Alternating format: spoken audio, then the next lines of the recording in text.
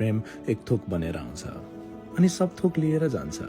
साला यो रक्सी पनि कति तिमी जस्तै गद्दार निस्कियो। मेरो लिभरसँग अफेयर चलाइदियो। संसारमा मैले भन्दा बढी प्रेम गरेको मान्छे म आफै। तिमी त यसै बाटोमा भेटिएको पो। यो ओठमा दुई चिजलाई मात्र ठाउँ छ, कि तिमी कि चुरोट। कुनै एउटा नभई बस्नै सक्दिन। ओ माया, आजकल म धेरै रुन थालेको छु।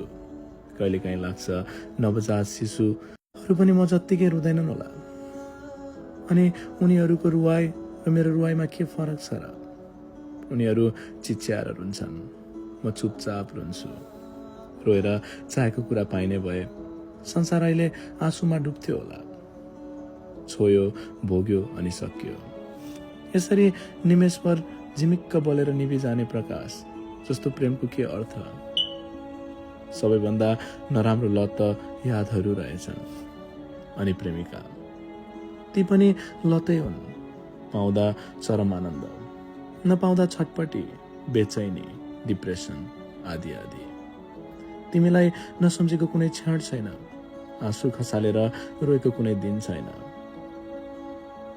कहीँ रोकिनु थियो, यहीँ रोकिए। आफ्नो ख्याल गर्नु ल। अलविदा।